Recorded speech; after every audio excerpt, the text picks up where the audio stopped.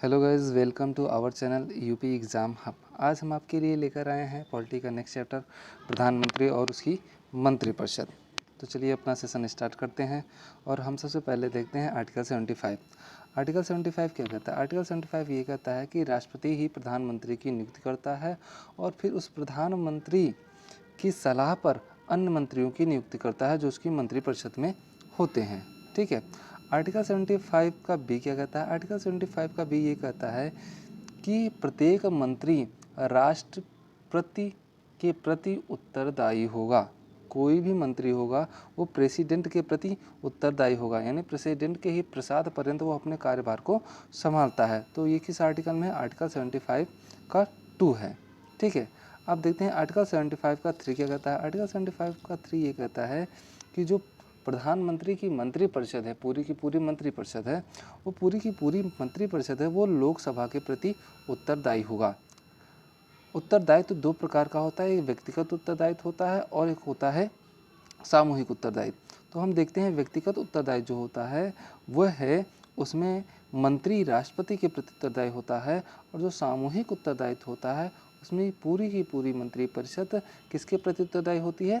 लोकसभा के प्रति उत्तरदायी होती है। ये कौन सा कहता है? ये आर्टिकल 75 का सी कहता है। ठीक है। अब आर्टिकल 75 का डी क्या कहता है? आर्टिकल 75 का डी ये कहता है कि प्रधानमंत्री और अन्य मंत्री जो उस मंत्रिपरिषद के सदस्य हैं वो लोकसभा या राज्यसभा दोनों में से किसी एक के सदस्य होने चाहिए। यदि वो मंत्री बनते समय इन दोनों में से किसी भी एक सदन के सदस्य नहीं हैं तो उन्हें 6 माह के भीतर कितने?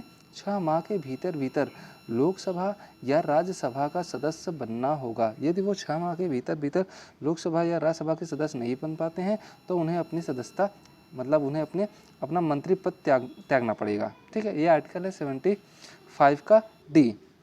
अब हम देखते हैं आर्टिकल 75 का ई क्या कहता है। आर्टिकल 75 का ई कहता है कि 91वें संविधान संशोधन के तहत लोकसभा में जितनी भी सीटें हैं, लोकसभा की जितनी भी सीटें हैं उसका केवल 15% ही मंत्रिपरिषद में मंत्री होंगे।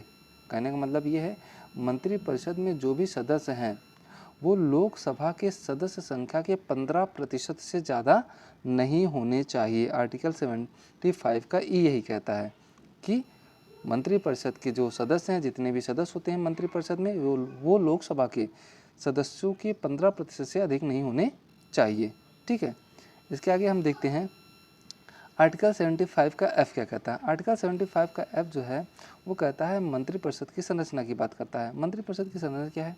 मंत्रिपरिषद की संरचना से तात्पर्य है कि मंत्रिपरिषद में कैसे कैसे मंत्री होते हैं, कौन कौन से मंत्री होते हैं, मंत्री के कितने चरण हैं। तो एक मंत्री होते हैं वो कैबिनेट मंत्री होते हैं, ये प्रमुख मंत्री होते हैं मंत्रिपरिषद के, और जो बड़े फैसले लिए जाते हैं वो इन्हीं मंत्रियों के द्वारा लिए जाते हैं। उसके बाद एक और मंत्री होते हैं जिन्हें राज्य मंत्री कहा जाता है। ये मंत्री जो होते हैं वो कैबिनेट मंत्रियों की सहायता के लिए होते हैं। कौन से मंत्री? राज्य मंत्री होते हैं। और एक और मंत्री होते हैं जिन्हें उपमंत्री कहा जाता है, और ये जो उपमंत्री होते हैं ये कैबिनेट और राज्य मंत्रियों की सहायता के लिए बनाए जाते हैं। तो कुल कितने मंत्री? एक कैबिनेट मंत्री, राज्य मंत्री और उपमंत्री, इन तीनों मंत्रियों के पदों को मिलाकर मंत्रिपरिषद बनती है। अब हम देखते हैं कि मंत्रिपरिषद और मंत्रिमंडल में अंतर क्या होता है। तो मंत्रिमंडल जो होता है वो मंत्रिपरिषद का ही एक भाग है। ठीक है। मंत्रिपरिषद का ही एक भाग है, ये इसका ही एक भाग है। अर्थात जो मंत्रिपरिषद है वो व्यापक होता है। ठीक है। मंत्रिपरिषद का उल्लेख जो है वो आर्टिकल 74 में है। आर्टिकल 74 में ये कहा गया है कि राष्ट्रपति की सहायता के लिए प्रधानमंत्री की अध्यक्षता में एक मंत्रिपरिषद होगी और राष्ट्रपति को उस मंत्रिपरिषद की सलाह मानना बाध्यकारी होगा। ये आर्टिकल 74 में कहा गया है कि जो राष्ट्रपति है वो मंत्रिपरिषद की सलाह मानने के लिए बाध्य है। ठीक है। और जो मंत्रिमंडल है इसका संविधान में कहीं अलग से उल्लेख नहीं है, इसका उल्लेख केवल आर्टिकल 352 में है। आर्टिकल 352 ये कहता है, राष्ट्रीय आपातकाल के बारे में बताता है, और जब राष्ट्रीय आपातकाल की घोषणा राष्ट्रपति करता है तो वो मंत्रिपरिषद से नहीं बल्कि मंत्रिमंडल से सलाह लेता है। बस केवल यहीं पर ही मंत्रिमंडल शब्द का उल्लेख है, बाकी संविधान में कहीं भी मंत्रिमंडल शब्द का उल्लेख नहीं है।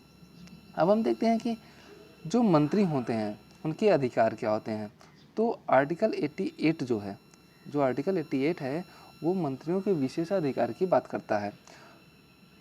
मंत्री जो होते हैं वो संसद के किसी भी सदन में भाग ले सकते हैं, ठीक है, किसी भी सदन में वो भाग ले सकते हैं, लेकिन उन्हें जो वोट देने का अधिकार होता है वो केवल जिस सभा के सदस्य हैं, यदि वो राज्यसभा के सदस्य हैं तो राज्यसभा में वोट देंगे, लोकसभा के सदस्य हैं तो लोकसभा में वोट देंगे।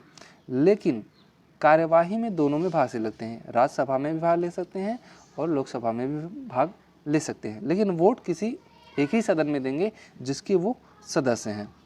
चलिए अब हम देखते हैं प्रधानमंत्री के बारे में। प्रधानमंत्री जो मंत्रिपरिषद का हेड होता है उसके क्या कर्तव्य हैं, उसकी क्या भूमिका होती है। तो जो प्रधानमंत्री होता है वो सरकार का वास्तविक प्रमुख होता है। अगर सरकार के वास्तविक प्रमुख की बात की जाए तो वो कौन है, वो प्रधानमंत्री होता है। उसके ही निर्णय पर देश चलता है। प्रधानमंत्री की मृत्यु के पश्चात जो मंत्रिपरिषद होती है वो स्थगित हो जाती है, क्योंकि हेड जो कौन होता है, हेड जो होता है वो मंत्रिपरिषद का हेड जो होता है वो कौन, प्रधानमंत्री ही होता है। इसलिए प्रधानमंत्री की मृत्यु पर जो मंत्रिपरिषद होती है वो भंग हो जाती है, ठीक है। और इसके साथ साथ मंत्रिपरिषद का प्रमुख होने के नाते जो मंत्री होते हैं, मंत्रिपरिषद के अन्य मंत्री होते हैं, उनको मंत्रालयों का आवंटन भी कौन करता है, प्रधानमंत्री ही करता है, ठीक है। और उनके मंत्रिपरिषद का में उन मंत्रियों के पद का हेर फेर कौन करता है, वो भी प्रधानमंत्री ही करता है। और जो कैबिनेट मंत्री होते हैं, जो मंत्रिमंडल होता है, मंत्रिमंडल में कौन से मंत्री आते हैं, वो कैबिनेट ही मंत्री आते हैं। तो उनका चयन भी कौन करता है, ये प्रधानमंत्री भी करता है। और उनकी अध्यक्षता भी कौन करता है, ये प्रधानमंत्री ही करता है। प्रधानमंत्री ही उस कैबिनेट मंत्री की अध्यक्षता भी करता है और मंत्रिपरिषद की भी अध्यक्षता कौन ही करता है, ये प्रधानमंत्री ही करता है। और इसके साथ साथ प्रधानमंत्री जो है वो राष्ट्रपति और मंत्रिपरिषद के मध्य एक कड़ी का कार्य करता है। मंत्रिपरिषद के जो भी कार्य हैं वो राष्ट्रपति को सूचित करता है, कौन, ये प्रधानमंत्री ही करता है, ठीक है। आर्टिकल 78 में प्रधानमंत्री के कुछ कर्तव्य दिए गए। वास्तव में प्रधानमंत्री को, वो तो अभी हमने जो पढ़ा वो प्रधानमंत्री की भूमिका है। अब हम पढ़ने जा रहे हैं आर्टिकल 78 के तहत प्रधानमंत्री के कर्तव्य। प्रधानमंत्री के क्या कर्तव्य हैं। प्रधानमंत्री का पहला कर्तव्य है कि मंत्रिपरिषद के जो भी निर्णय हैं वो राष्ट्रपति को बताएं। दूसरा, राष्ट्रपति द्वारा कोई भी ऐसी सूचना मांगी जाए तो प्रधानमंत्री उसे उपलब्ध कराए। किसी मंत्री द्वारा जिस पर मंत्रिपरिषद द्वारा विचार नहीं किया गया है तो राष्ट्रपति द्वारा अपेक्षा करने पर प्रधानमंत्री ऐसे निर्णय को मंत्रिपरिषद के समक्ष प्रस्तुत करेगा। मतलब किसी मंत्री ने कोई ऐसी बात कही जो मंत्रिपरिषद के बीच में नहीं गई है, ठीक है, तो राष्ट्रपति प्रधानमंत्री को ये सुझाव देगा कि उसकी बात को मंत्रिपरिषद में रखा जाए, प्रस्तुत किया जाए। ये कौन करेगा, ये प्रधानमंत्री करेगा। किसकी सलाह पर, राष्ट्रपति के कहने पर वो काम करेगा कि वो किसी मंत्री के विशेष तथ्य को मंत्रिपरिषद में प्रस्तुत करे। इसके साथ ही साथ प्रधानमंत्री जो होता है वो संसद का प्रमुख नेता होता है। संसद में जो भी जवाब और प्रश्न पूछे जाते हैं उसके लिए जो प्रमुख रूप से उत्तरदायी होता है वो प्रधानमंत्री होता है। तो ये रहा आज का अपना चैप्टर, प्रधानमंत्री और उसकी मंत्रिपरिषद। यदि आपको वीडियो पसंद आया तो वीडियो को लाइक, शेयर और सब्सक्राइब ज़रूर करें। जय हिंद, जय भारत।